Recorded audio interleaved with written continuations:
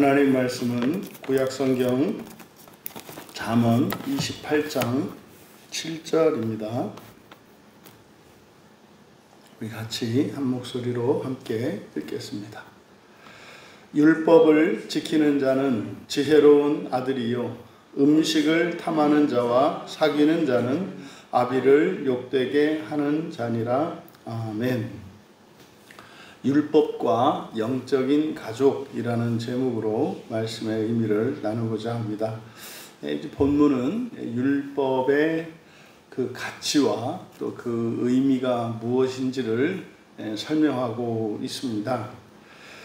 지금 우리말 성경에 율법을 지키는 자는 지혜로운 아들이요. 그래서 이제 지혜롭다라고 번역한 단어가 이제 히브리어 빈의 분사형이어서 이렇게 지혜로운이라고 했는데, 분사는 동사를 가지고 명사나 형용사를 이제 만드는 방법이지 않습니까? 그런데 히브리어 동사에는 그 형태가 여러 가지가 있단 말이에요. 그래서 어떤 형태로 쓰였느냐에 따라서 그 동사가 가지는 의미가 다양하게 됩니다. 그래서 여기에 지혜로운이라고 번역한 빈, 이것은 원래 깨닫다, 분별하다 이런 뜻이고, 그리고 이 분사의 그 동사형은 히필형입니다. 사역형. 이제 우리가 구약 잠언을 보면서 이제 히필형에 대해서 말을 많이 하게 되는데, 구약 성경 번역에서 이제 가장 이제 일반적으로 놓치고 있는 부분이 바로 히필형입니다. 그러니까 사역형은 하다라고 하는 동사가 히필형으로 쓰이게 되면 하게 한다가 되거든요. 그러니까 이것은 의미가 완전히 달라집니다. 먹는다와 먹게 한다라고 하는 것은 완전히 다르거든요.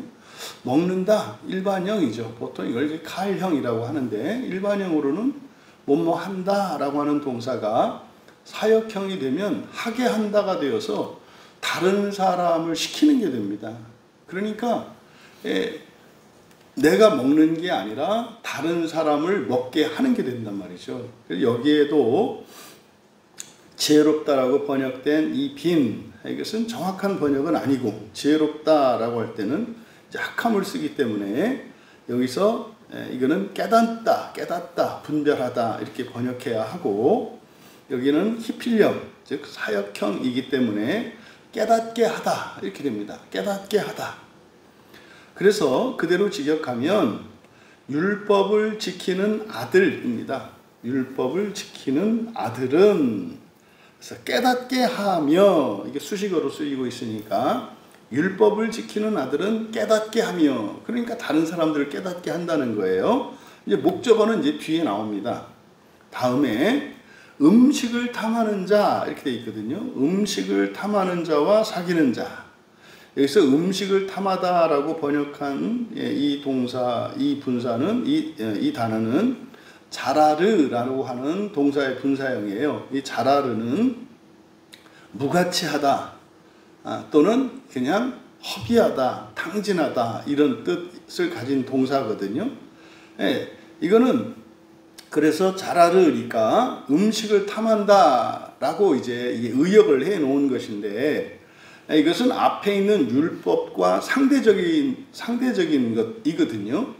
그러니까 여기서 음식을 탐하다라고 번역한 자라르는 그대로 문자적으로 무가치하다라고 번역해야 하고, 이거의 분사형이니까 이것을 명사로 만들면 무가치한 것들 이렇게 됩니다. 그러니까 무가치한 것들을 친구 삼는 자는 그의 아비를 욕되게 한다, 부끄럽게 한다. 그러니까 지금 7절에 있는 내용은 이제 아들이, 율법을 지키는 아들과 무가치한 것들을 좋아하는 아들, 두 아들을 비교하고 있는 거예요. 근데 율법을 지키는 아들은 이제 목적어는 아비입니다. 아버지입니다. 그러니까 아버지를, 이제 부모죠. 부모를 깨닫게 하고, 무가치한 것들을 친구 삼는 아들은 그의 부모를 부끄럽게 한다, 욕되게 한다. 이런 의미이거든요. 그러니까 지금 우리가 읽은 이 성경은 바로 자녀의, 그러니까 두 종류의 자녀에 대해서 이야기하는데, 한 자녀는 부모를 부끄럽게 하고 또 한 자녀는 오히려 부모를 깨닫게 한다는 겁니다. 그러니까 그 기준이 뭡니까? 율법이에요. 율법. 그래서 이 율법이라고 하는 것이 사실 이 가족관계 안에서 어떤 영향력을 가지고 있고 어떤 의미가 있는가, 이것을 이제 우리가 여기서 이제 살펴보려고 하는 겁니다. 그러면 율법을 지키는 아들, 그랬습니다. 율법이라고 하는 것은 이제 우리들의 용어로는 그냥 하나님의 말씀입니다. 하나님의 말씀, 그러니까 성경이죠. 이게 하나님의 말씀을 소중히 여기고, 소중히 여긴다는 것은 성경에 있는 말씀을 다 믿고 그 말씀이 우선적인 가장 큰 가치가 있고 선한 것임을 믿는 거죠. 그래서 그렇게 살아가는 겁니다. 그러니까 하나님의 말씀을 소중히 여기는 삶, 이것이 율법을 지키는 삶이에요. 이때 율법을 지킨다고 할 때 우리가 오해하면 안 되는 것은 그저 문자적으로 그대로 지키는 것, 이것만을 의미하지 않는다 그랬어요. 우선적으로 중요한 것은 우리가 지성적으로 율법이 선하다는 것을 알아야 합니다. 그리고 우리의 감성이 그것을 기뻐해야 하고, 우리의 의지가 그것을 지키겠다는 뜻을 세워야 하고, 우리의 열심이 그것을 실천해야 하는 거예요. 그런데 문제는 우리가 죄 가운데 있기 때문에, 죄 가운데 있다는 게 뭡니까? 연약함이 있다 이 말이에요. 연약함이 있다 말이에요. 그래서 알고 좋고 뜻을 세워도 못 지키는 경우가 있고, 또 어떤 경우에는 율법을 그대로 따라 하지만 그것이 좋지 않을 수도 있고, 그러니까 전격적으로 되기에 부족함이 있다 이 말이에요. 그래서 율법을 지킨다라고 하는 것은 완전히 전격적으로 지키는 것만을 의지하는 것이 아니라 기준은 거기에요. 기준은 그겁니다. 사실은 그런데 여러분, 율법을 하나님이 우리에게 주신 목적은 사실은 우리가 이 세상에 살고 있지만 이 세상에 적용되는 그 하나님의 법이 아니라 율법은 하나님 나라에 적용되는 거거든요. 그러니까 사실은 율법은요, 사람이 신이 되는데 필요한 기준으로서 우리에게 제시된 거예요. 그래서 율법의 기능이 죄를 깨닫게 하는 거다라고 하는, 이게 뭐냐면 죄는 뭡니까? 결핍이고 부족함이잖아요. 그러니까 율법을 주신 목적은 율법을 그대로 지키느냐 안 지키느냐 이게 아니라, 율법은 세상의 법이 아니라 하나님 나라 법이에요. 그래서 율법을 전인격적으로 지키려고 하면 그게 될 때도 있고 안 될 때도 있고 정말로 안 되는 경우들이 대부분이죠. 그것을 통해서 우리가 불완전한 존재인 것을 자각해 하는 것, 이게 죄를 지적하는 기능이거든요. 율법의 기능이. 그러면 율법으로 죄를 자각하게 할 때 우리는 어떻게 됩니까? 하나님을 의지하게 되는 거예요. 하나님의 은혜를 구하게 되는 거예요. 그래서 하나님의 은혜를 구하며 은혜의 방편을 따라 살아가게 되는 겁니다. 그런 사람들에게 성경이, 그런 사람들에게 교회가, 그런 사람들에게 성찬이, 성례가 너무 감사한 게 되는 거예요. 이건 우리를 올가매는 게 아니라, 정말 사람이 신이 되는 그 길로, 기준으로 제시된 율법, 이것이 완전히 전인격적으로 언제나 항상 지켜져야 하는데 그렇지 않다는 것을 알게 돼요. 그러면요, 도움이 필요하다 이 말이에요. 그러니까 교회가, 또 하나님의 말씀인 성경이 도움이 필요한 사람들에게는 꿀송이보다도 달고요, 세상의 어떤 명약보다도, 명의보다도 더 감사하고 좋은 것이 성경이고 예배고 교회인 거예요. 그러니까 지금 이 시대에 우리 그리스도인들의 신앙의 문제점이 뭐냐면 목표를 상실한 거잖아요. 목표를 상실한 거라고요. 더 이상 부활이 목표가 아니기 때문에 뭐 교회에서 나와서 예배하는 것을 막 설득해야 하고 달래야 하고, 이거는 뭡니까? 테크노니언, 아주 그냥 그 어린 갓난아기 그 육체의 욕구를 따라서 울고 웃는 아이를 대하듯 하고 있지 않습니까? 어떻게 그럴 수가 있냐 이 말이죠. 목표 때문에 그래요. 그래서 이 율법이라고 하는 것은 아니 지켜야 된다, 지키지 말아야 된다라는 이런 논쟁이 얼마나 우스운가 이제 알게 되는 거예요. 율법은 뭐예요? 하늘나라 법이라니까요. 하나님 나라 법이라니까요. 그러니까 사람이 부활한 이후에 다시 말해서 천사들이나 이런 영적 존재들인 신들이 지키는 법이 율법이에요. 이제 우리가 인격을 가지고 있기 때문에 이 지상에도 그것과 유사성은 있습니다만 이게 절대로 전인격적으로 언제나 모두에게 절대적으로 지킬 수는 없어요. 왜? 우리는 사람이니까. 그러니까 이 율법에 대한 그러니까 그렇게 지금도 율법과 복음에 대한 논쟁이 끊이지 않거든요. 율법은 유대인들에게만 적용된다. 율법은 지킬 필요가 없다. 예수님이 십자가에서 다 이루셨기 때문에 이제 그것은 뭐 폐기된 것이다. 그러니까 얼마나 이게 우스운 논쟁이냐 이 말이에요. 이런 논쟁이 왜 일어나요? 부활이 뭔지를 모르고 부활의 목표가 사라졌기 때문에 이런 얘기가 나오는 거예요. 아니 율법을 왜 버려요? 율법이 있어야 내게 구원이 필요한 존재라는 것. 내가 하나님의 은혜에 절대적으로 의존적인 존재라는 것을 깨닫게 되는데 그걸 없어버리면 그러니까 이제 사람의 눈높이가 기준이 되니까 이제 교만하고 우쭐하고 세상에 바벨탑을 쌓는 일에 정신을 빼앗기는 일들이 교회 역사 속에 일어난다 이 말이에요. 오늘 성경을 통해서 다시 한번 율법을 정말 우리가 율법의 의미를 새롭게 정리될 수 있었으면 좋겠습니다. 근데 이것이 지금 가정에게 적용이 되는 거예요. 아버지와 아들, 그러니까 이제 부모와 자식이잖아요. 그래서 율법을 지키는 아들, 하나님의 말씀을 소중히 여기는 아들이잖아요. 그 아들은 바로 부모에게 깨닫게 한다 이 말이에요. 그러니까 가르치는 게 아니라 율법을 지키며 살아가는 아들이 있으면, 자녀가 있으면 그 자녀를 보고 부모들이 어떻게 된다는 거예요? 깨닫게 된다는 거예요. 가르치는 게 아니라 깨닫게 된다는 거예요. 그러니까 율법의 기능이라고 하는 이것이 바로 선한 영향력을 끼치는 삶이라는 것을 알 수 있어요. 그러니까 율법을 지키면서 사는 삶은 자녀임에도 불구하고 부모에게 깨닫게 한다잖아요. 그러니까 주변 사람 모두에게도 선한 영향력을 끼치는 것이 율법을 지키는 삶이에요. 또 율법을 지키는 삶은 그러니까 결국 율법이라고 하는 것은 이 세상의 삶과 이 세상 살이를 위한 것이 아니라 하늘나라 그리고 하나님 나라를 위한 것입니다. 그러니까 사실 이거는 새로운 인생과 새로운 운명을 선택하게 하는 삶이에요. 그러니까 율법을 지키면 말입니다. 이제 사람으로가 아니라 신으로, 하나님의 자녀로, 부활의 자녀로 살아가는 것을 선택하는 삶이라고요.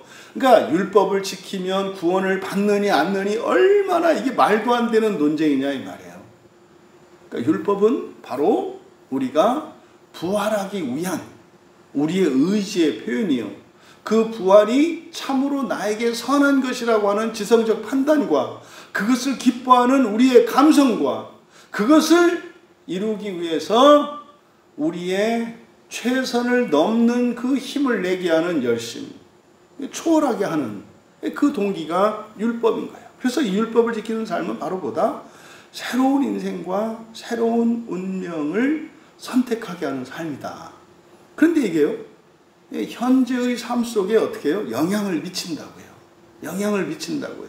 그래서 1차적으로 주변 사람들에게 선한 영향력을 미쳐서 깨닫게 해요. 무엇인가를 깨닫게 한다고. 사실은 이 깨달음의 핵심은 하나님 나라 아니겠습니까? 그리고 세 번째로 율법을 지키는 삶은 인간적인 관계를 영적인 관계로 바꾸는 삶이에요. 그러니까 율법은 사실상 아들이 율법을 지키면 부모들도 깨닫게 된다 그랬잖아요. 영향을 받는다 그랬잖아요. 근데 그 아들은, 그 자녀들은 누구에게 율법을 배우겠어요? 부모에게 배운다 이 말이에요. 부모에게. 그러니까 부모 자식 간에, 부모가 자녀에게 하나님의 말씀을 가르치면, 그리고 자녀가 그 말씀을 소중히 여기며 살아가면 자기 자신도 그렇게 되어질 뿐만 아니라 주변 사람에게도 깨닫게 해요. 그러니까 결국 부모와 자녀 사이에 율법이 있게 되면 부모와 자녀가 단순한 혈육의 관계가 아니라 어떤 관계로 변해요? 영적인 관계로 변한다고요. 그러니까 이것은 모든 사회적, 혈연관계뿐만 아니라 사회적 관계에도 하나님의 말씀이 매개가 되면 설교하는 저나 들으시는 여러분들이나 우리의 관계는 설교자와 교인의 이런 관계가 아니라 영적인 관계로 바뀐다고요. 그래서요, 서로가 서로를 깨닫게 하고 서로가 서로에게 선한 영향력을 끼치며 살아가는 영적인 관계. 그러니까요, 누가 일방적으로 누구를 가르치거나 일방적으로 가르치는 이런 건 없어요. 율법이라고 하는 것은. 그러니까 하나님의 말씀의 특징이 이렇다 이 말이에요. 그래서 이 율법을 지키는 삶이라고 하는 것은 우리가 운명지어진 인생도 바꿀 수 있고, 혈육관계나 이런 사회적 관계나 모든 관계를 영적인 관계로 바꿀 수 있을 뿐만 아니라 선한 영향력을 끼치며 살아가게 하는 것이 율법을 지키는 것이다. 두 번째로, 무가치한 것들을 친구 삼는 아들이에요. 여기서 이제 무가치한 것들은 율법이 아닌 모든 것들은 무가치하다는 의미죠. 그러면 이 무가치하다라고 하는 것 안에 우리말 성경처럼 뭐 이렇게 음식을 탐하거나 방탕하거나 이런 것만 있지 않죠. 왜냐하면 여기서 무가치한 것이라는 것은 율법과 반대되는 것을 말하거든요. 그러면 하나님의 말씀, 율법이 아닌 다른 모든 법, 우리들이 좋게 여기는 도덕, 철학, 지식, 법, 관습, 이게 나쁜 거 아니잖아요. 그런데요, 그것도 여기서는 무가치한 게 돼요. 왜요? 이 땅에 속해 있으니까. 이 땅에 속해 있으니까. 이 패역한 세상이거든요. 땅 자체가. 그러니까 여기에 있는 모든 것들을 무가치하다고 한 거다 이 말이에요. 그러니까 여기서 도덕적으로 이렇게 뭐 음식을 탐하는 이런 게 아니에요. 하늘의 법과 땅의 모든 법을 지금 대조하고 있는 거거든요.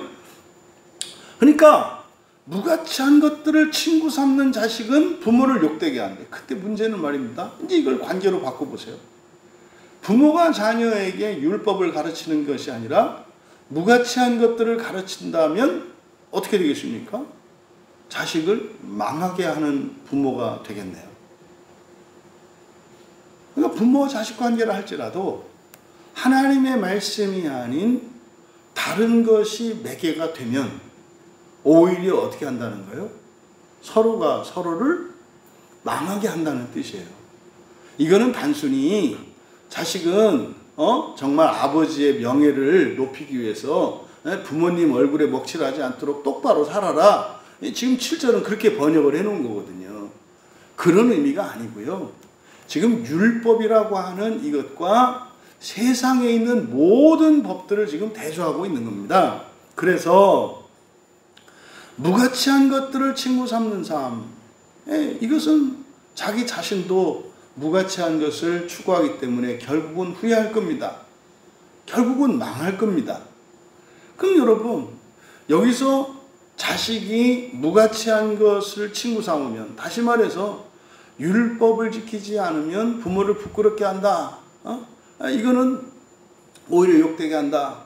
이 다음에 생각해 보세요. 지옥 들어가 있는 사람들한테 너 누구 자식이냐 이렇게 물어볼 때 네 부모가 누군데 너 여기 왔어. 그 부모가 얼마나 부끄럽겠냐고요.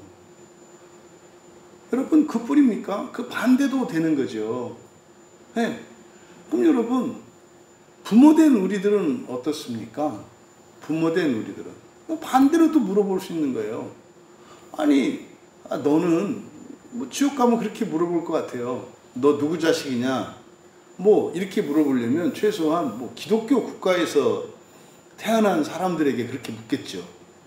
근데 우리나라와 같이 기독교가 한참 뒤에나 거의 뭐 2000년 가까이 뭐 1900년 지나서 우리가 예수님을 알게 됐지 않습니까? 이런 나라에는 이런 나라에 살다가 이제 그 지옥에 가 있는 사람들한테는 네 아버지가 누구냐 이렇게 안 물어볼 것 같아요. 네 자식들은 누구냐 이렇게 물어볼 것 같아요. 왜요? 지옥에서 나올 수 있게 하는 그 칭의의 효과는 조상으로 자손으로 흘러가기 때문에, 그러면 우리들한테는 그렇게 물어볼 것 같아요. 네 자식들 중에는 예수 믿는 사람이 없냐 이렇게 물어볼 것 같다 이 말이에요. 여러분, 부모만 부끄럽게 되는 게 아니죠. 자기 자신도 부끄럽게 되는 거죠. 결국 부모와 자식의 관계에도 하나님의 말씀이 맺게 않으면, 다시 말해서 영적인 관계로 이렇게 승화되지 않는다면, 그것은 결국은 부모가 자식을, 자식이 부모를 부끄럽게 하는 관계가 될 것이라고 말씀하는 겁니다. 여러분, 오늘 말씀을 통해서 우리가 회개의 필요성을 깨닫게 합니다. 회개의 필요성. 이게 뭡니까? 정말 무가치한 것들을 추구하는 자녀, 그리고 무가치한 것들을 또 자녀들에게 가르치는 부모, 회개할 필요가 있어요. 그러니까 우리가 하나님의 말씀을 자신의 법으로 삼지 않고 살고 있다면, 아무리 그것이 사랑과 헌신과 희생을 이렇게 위장하고 있을지라도 그것은 미움보다도 더 밉게 하는 것이고, 희생과 헌신은 그만두고 오히려 원수가 되는 것임을 우리가 기억하고 회개의 필요성을 깨닫게 됩니다. 그래서 부모와 자식뿐만 아니라 우리가 맺고 있는 모든 인간관계가 율법으로 매개가 되지 않으면 모든 관계가 훗날 후회가 될 것이고, 오히려 그것으로 인하여 참으로 마음이 아픈 일이 반드시 일어날 것임을 깨닫게 하기 때문에, 우리의 모든 인간관계의 그 가장 중요한 핵심이 하나님의 말씀이 아닌 다른 것이었다면 회개해야 되겠다라고 하는 그 필요성을 가르치게 됩니다. 깨닫게 됩니다. 두 번째로는, 그래서 율법의 필요성을 깨닫게 돼요. 율법이 없으면 안 되는구나. 율법이 없으면, 하나님의 말씀이 없으면 부모 자식 관계라 하더라도, 부부 관계라 하더라도 어떤 인간적인 관계가 오히려 이것은 악한 것이 되고 부끄러운 것이 되게 하는 것이구나. 그러니까 이 율법이 절대적으로 필요한 것임을 깨닫게 됩니다. 그래서 우리가 율법을 알아야 할 필요, 사실은 성경이죠. 그러니까 성경이 없으면 모든 인간관계는 부끄럽고 멸망당할 관계로 바뀔 수밖에 없다는 것. 그럼 반대로 우리가 성경을 읽고 배우며 설교를 듣고 또 하나님께 은혜를 구하며 기하는 이것은 우리 개인의 어떤 종말과만 상관이 있는 것이 아니라 우리와 관계를 맺고 있는 모든 이들과의 관계에도 영향을 미치는 것임을 깨닫게 한다. 그래서 율법은 절대적으로 필요한 것임을 깨닫게 되고, 마지막으로 그러면 그 율법은 전수해야 하고, 그리고 율법은 또 따라 살아야 합니다. 그래서 일체적인 삶의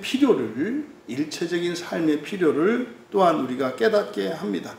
그래서 자녀에게 율법을 전수하기 위해서는 그 율법을 깨닫게 하려면 먼저 율법을 지켜야 해요. 그러니까 율법을 지키는 것과 또 그 율법을 지킴으로써 사람들에게 영향을 끼치는 것, 그러니까 이것이 사실은 우리가 삶으로 살아내고 또 율법을 배우고 하는 이 일들이 일체적인 삶이어야 한다는 사실을 깨닫게 됩니다. 그래서 오늘 말씀을 통해 정말 율법이 없으면 안 된다는 것, 그리고 정말 그것에 대해서 율법 없이도 우리가 인간관계를 맺고 또 그렇게 살아왔다면 거기에서 회개해야 한다는 것. 그리고 우리가 율법을 단지 아는 것뿐만 아니라 그것을 나의 법으로 삼고 그것을 소중히 여기며 우리의 삶으로 살아내는 것. 중단하지 않고 그것을 살아내고자 애쓰고 노력하는 것. 이것이 절대적으로 필요하다는 것을 오늘 말씀을 통해 우리가 교훈을 얻습니다. 여러분이 이 세상을 살아가며 율법을 지킴으로써 여러분의 사랑하는 부모, 형제, 일가, 친지나 친구들은 물론이고 여러분과 잠깐만의 어떤 관계를 맺었던 모든 이들까지도 깨닫게 하며 그래서 그들 또한 영적인 관계로 승화되어 마침내 그 첫째 부활의 그 영광에 이르게 하는 그 일에 헌신하며 또 그 영광에 참여하는 우리 모두 되기를 주님의 이름으로 축원합니다. 하나님 아버지, 오늘 말씀을 통해 율법의 진정한 가치와 의미를 새롭게 알게 해 주셔서 참으로 감사합니다. 그동안 저희들이 했던 그 소모적인 논쟁들이 얼마나 어리석으며 또 이것을 통해 저희들의 신앙이 본질에서 얼마나 멀어져 있는지를 깨닫게 되었습니다. 하나님의 모든 말씀을 절대적인 말씀으로 반드시 필요한 것이며 그것 이외에 다른 어떤 것도 더 소중한 것이 없음을 확신케 하여 주시고 하나님의 말씀을 믿음으로 받아들이고 그것을 깨우치며 살아내는 일련의 거룩한 삶을 살아가는 저희들 되게 하셔서 저희들을 통하여 많은 이들이 깨닫게 하시고 또한 그들이 또한 세상 모두를 깨닫게 하는 거룩한 자들 다 되게 하옵소서. 감사하며 예수님의 이름으로 기도하옵나이다.